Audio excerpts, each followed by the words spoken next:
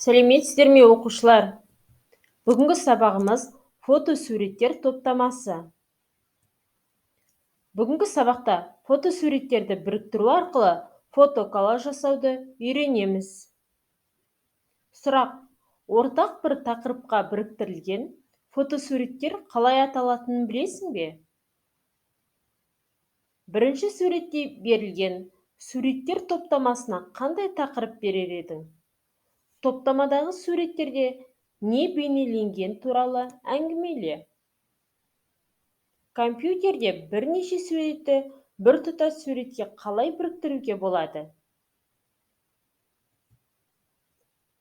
Домашняя фотостудия программасы арқылы фотоаппаратпен смартфонда түсірілген суреттер қағазға басып шығарылады.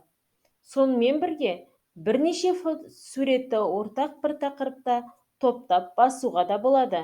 Мысалы, туыстарыңмен немесе достарыңмен туған күнде түскен суреттеріңнен туған күн суреттер топтамасын жасай аласың. Мұндай топтамалар программада фотоколлаж деп аталады.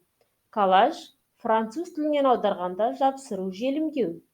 Коллаж бейнелеу өнеріндегі техникалық әдіс.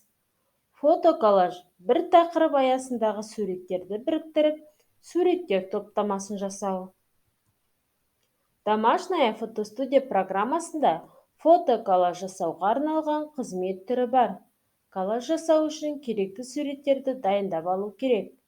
Мәзірдің файл бөліміндегі пакетная обработка тұтас өңдеу командасын орындап, коллаж жасауға керекті суреттерді дайындаймыз.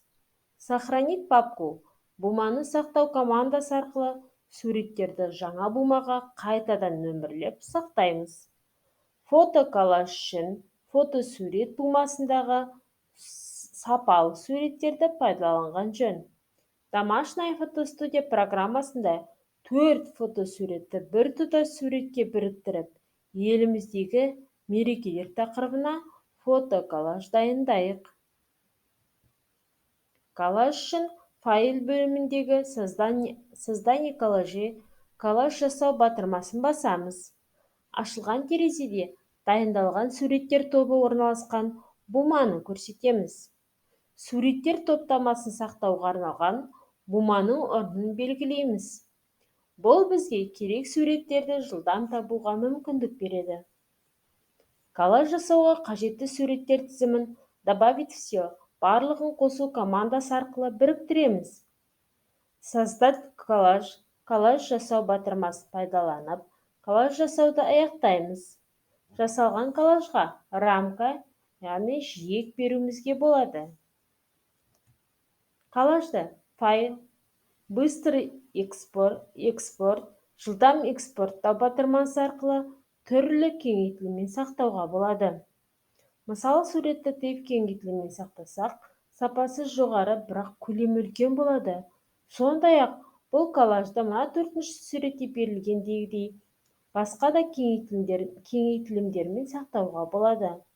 Коллажды сохранить командасы арқылы қалаған бумада қажетті форматта сақтай аламыз. Енді балалар, практикалық жұмыс жасайық. Алдымен, бірінші интернет желісінен еліміздегі мерекелік көріністер бейнеленген бірнеше фотосуретті көшіріп ал. Коллаждың атауымен бума жасап, көшірілген фотосуреттерді сақта. Фотосуреттің сапасын арттыру үшін изображение, кескін, яркость и контрастность, жарықтылық пен кереғарлық және коррекция түзету командаларын қолдан. Фотосуреттерді пакетная обработка, тұтас өңдеу командасының көмегімен бірдей типке ауыстыр. Коллажды орналасуы бойынша нөмірле. Файл, создание коллажей, коллаж жасау командасымен терезені аш. Добавить все, барлығын қос командасымен керекті фотосуреттерді қос. Создать коллаж, коллаж жаса батырмасын басып, фотоколлаж жасауды аяқта. Дайын коллажға рамка, яғни жиек беріп, оны бумада тек кеңейтіліммен сақта. Келесі тапсырма: жұбыңмен орында. Суретпен жұмыс істеу. Мына 5-ші суретте берілген заттарды белгілі бір ерекшелігі немесе қолданылуы бойынша коллаж жасауға іріктеп алыңдар.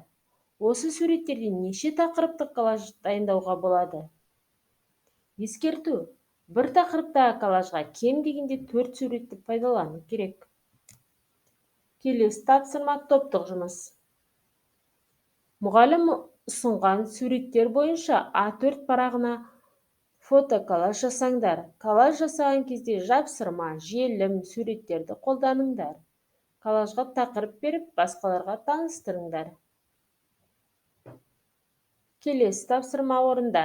Компьютерде коллаж жасау қадамдарына арналған сұрақтар құрастыр. Ойлан. Фотоколлаж қандай мақсатпен жасалады? Қандай тақырыптарда фотоколлаж жасағың келеді?